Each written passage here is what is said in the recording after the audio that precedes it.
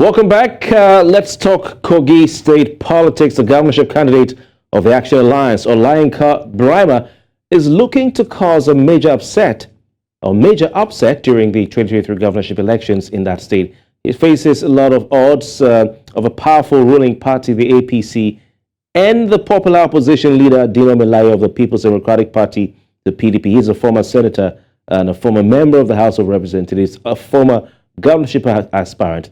Braimoh has strongly declared that he fancies his chances.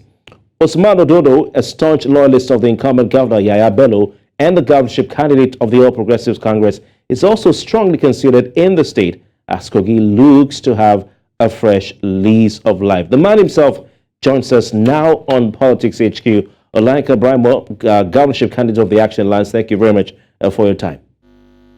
Thank you for having me and good evening. Why are you running to be governor of Kogi State?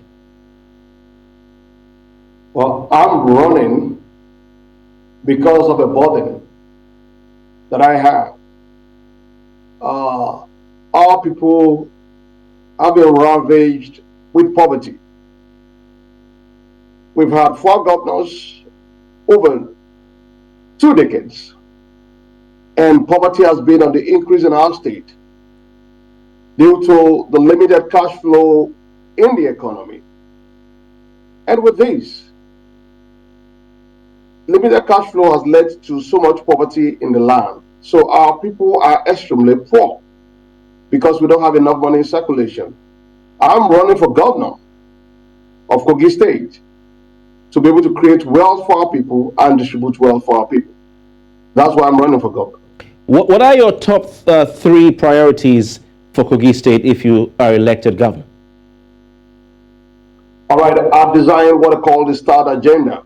STAT, solid minerals tourism, agriculture and trade as means of driving in cash flow into our economy. Because we don't have enough money in the economy, our governments have been dependent largely on federal allocation. You can imagine that all the contributions to our budget of 172 billion naira for a population of about 4.4 million on a land area of 29,833 square kilometers, the IGR contribution to the budget is just about 12%. So all other incomes are coming from federal allocation. Federal allocation, that's the dependency.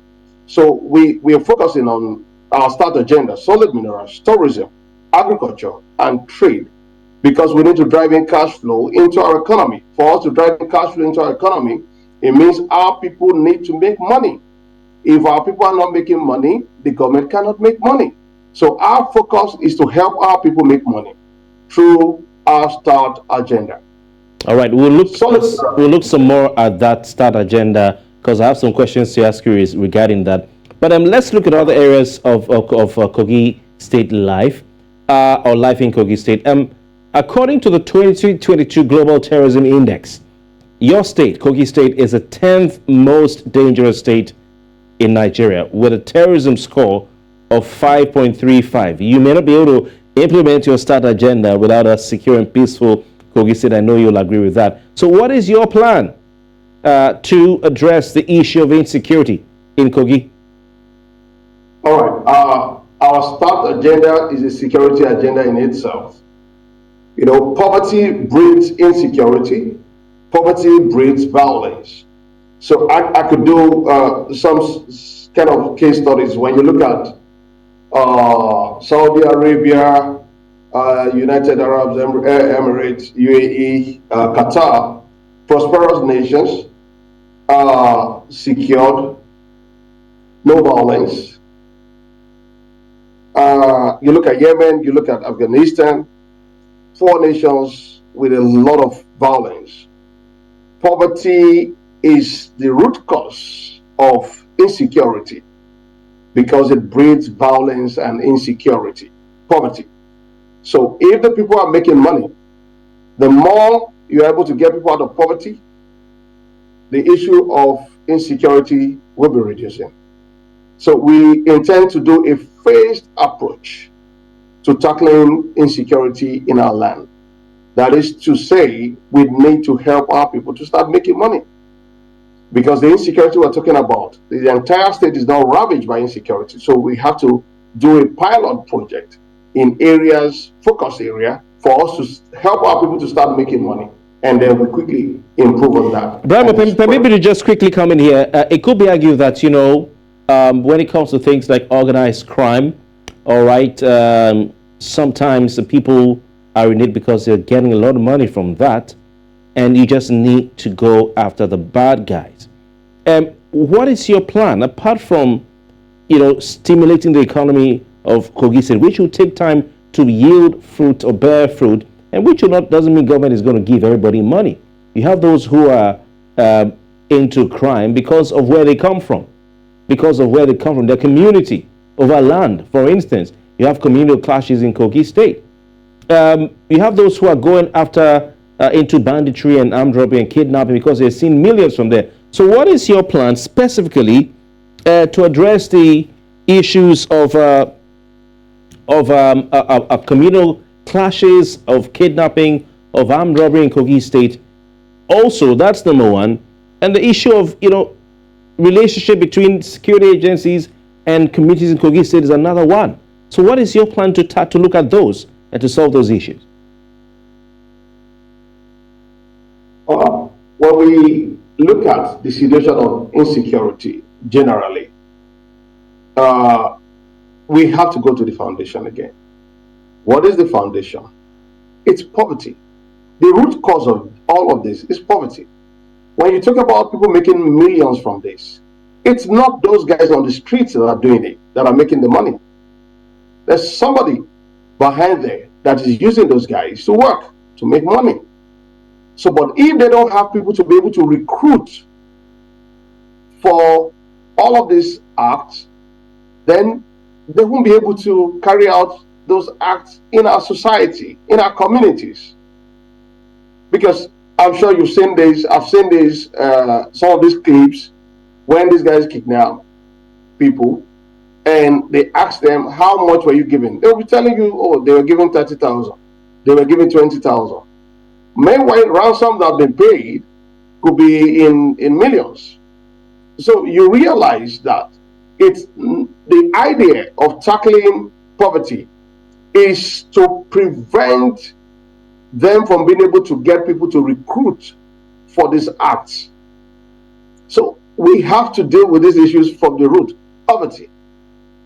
Because there's a nexus between prosperity and security.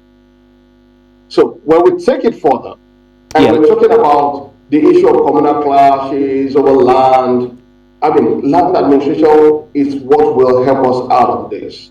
Under the START agenda, when it comes to agriculture, we talked about land administration, that you cannot have an effective agricultural policy without an efficient land administration policy.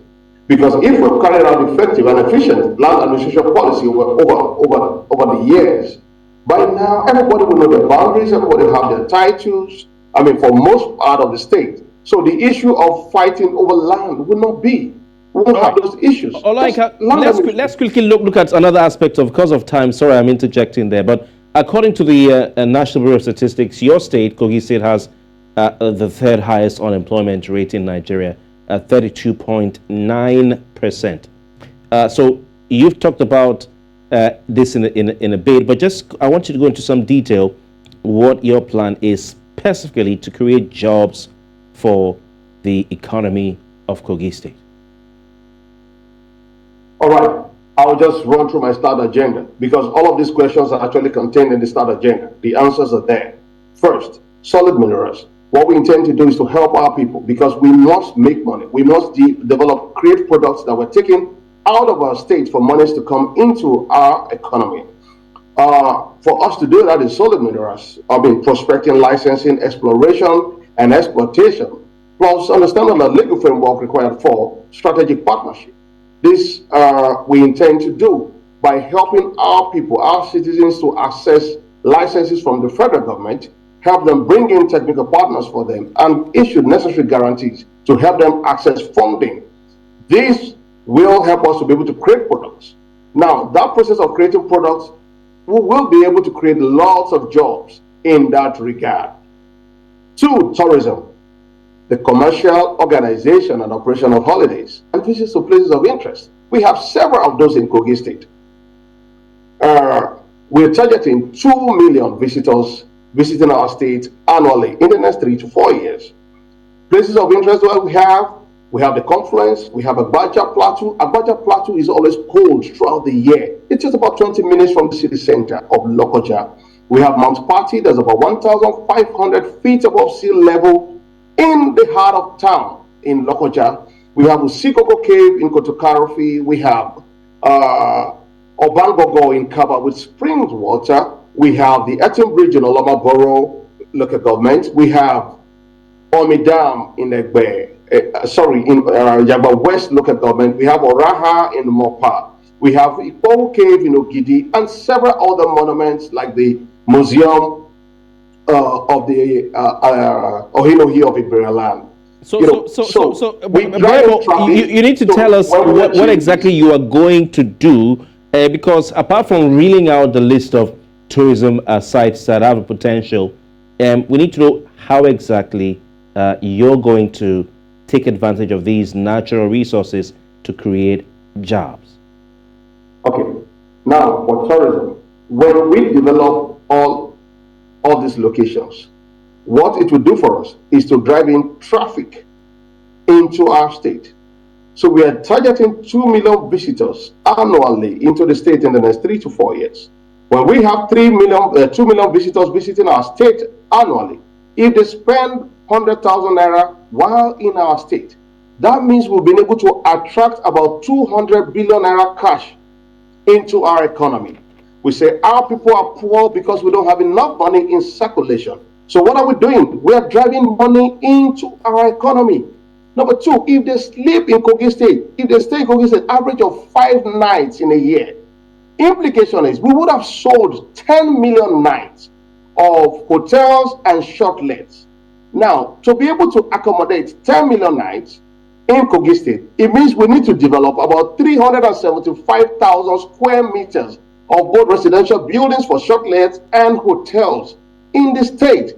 All of these processes will create a whole lot of jobs, because developing about 375,000 square meters at an average of 400,000 naira per square meter plus furnishing, it means we'll be attracting in about 1.5 trillion naira into our economy. So who are those going to build all these hotels? And operation. Yeah. That is how tourism will help us to create jobs. All right, Braimoh, I was just asking, first of all, interesting, statistics you've reeled out, but I still want you to tell us, what are you going to do to these tourism sites? What plans do you have for these tourism sites? That's number one. Number two, the hotels you're talking about, how are you going to set them up? Will you take the money of Kogi State, which you said is not enough, to build those hotels? What is your plan to make it attractive to investors? But start with how. What is your plan to develop the tourism sites? All right. Okay, I'll tell you. If attracting investors into the state, if I give you land, when I give investors land, free land, okay, because the power is vested by virtue of the Land Use Act in the executive governor, right? And I give you C of O. When I give certificate of occupancy, what am I doing? I'm creating instrument for funding. And then I go ahead to give you a guarantee of 30%, 40% occupancy over a certain number of years. It means you already have all the complete instrument for funding in your hands as an investor. So I'm helping our investors to be able to access funding to do this development. All we need to do is just policies. It's financial engineering. I don't need to take the state money to build a hotel. I don't need to take the state money. What about the sites? How are you going to develop the sites? These tourist locations. Yeah, what about the sites, the tourism sites? How are you going to develop them? What's your plan? For instance, give me maybe one or two and the plan you have for them. All right, I'll give you an instance. For instance, what's it called? Mount Party. Mount Party is in the heart of town. We designed the layout, bring in investors to provide the infrastructure, give out the land to various investors, because what we're trying to do is to be able to, we're creating a market for them. When you give the land and then we focus on developing these locations, what it would do for us is, for the investors, we have to make it attractive for investors to be able to come in. And that's why I'm rolling out the numbers, because the numbers must be good enough for investors to want to come into the state to invest. So investing in all of these areas, especially Mount Party, that is right inside the city center, whereby you can have the view of the confluence, okay, is for us to be able to provide infrastructure around the area that will make various investors to come in and provide their various services, from flower gardens to having hotels to having dolphinariums and all of these things around the Mount Party. All right. We don't need to put in funds. Okay, let's quickly move on to engineering. Yes, let's quickly move on to the area of natural resources. Your state, as you mentioned, is rich in natural resources. You have oil and gas. You have coal. You have limestone. But your state, Kogi State, has not been able to fully harness these resources, like you said. So what is your plan, apart from solid minerals, to develop the natural resources sector in Kogi State? Are you looking at other areas apart from solid minerals, or is it just your focus on solid minerals? Yeah, I mean, a whole lot of this falls under the solid minerals. The other will be the oil that we have in the Ibaji axis, which currently, of course, we get derivation from that. It's to further carry out further exploration to be able to see what is available in the state. Of course, all of these resources doesn't belong to the state government. They belong to the federal government. So the things that belong to the federal government, all you can do is to be able to follow the processes of either being investor as a state, or being partners, forming SPVs with other private sectors for us to be able to explore these areas. I love to talk within areas that we have control over. Because iron ore, for instance, we have Itakwe, we have in Kakun, in Kaba, and several other locations in the state. But the reality is this: we must focus on the ones we can easily get licenses from the federal government, to be able to invest in those areas. Because when you talk about oil, you talk about gas, everything below the ground belongs to the federal government. So our focus is on areas where we have control over, or we can easily access. Oil and gas is highly political in terms of carrying out exploration, in terms of getting licenses for oil and gas. It's highly political. So we are not going to give excuses to our people. Rather, the solid minerals that we know we can easily get licenses on, we'll rather focus on those ones to be able to help us activate and transform our economy quickly. Okay, so how will you do that? Because the solid minerals also, like you said, are on the exclusive list. And in recent days, a couple of weeks ago, the Minister of Solid Minerals, Dele Lake, did say that he was warning state governors to stay clear of the solid mineral sector, saying that state governors have no legal authority to ban or regulate mining activities in their state without recourse to the federal government. And he rightly said that the federal government, are in charge of regulation of all minerals under the soil.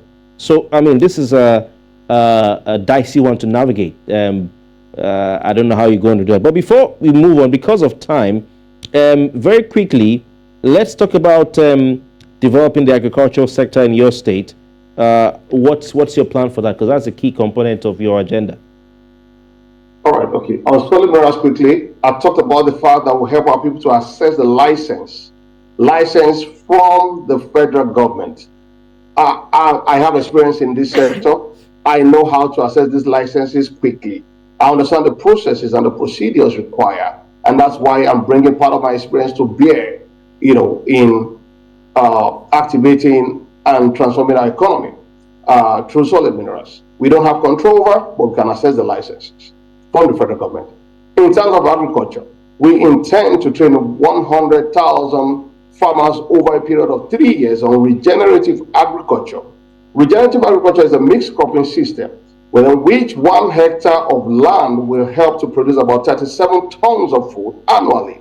And with 1 hectare of land, we intend to give CFO to each farmer.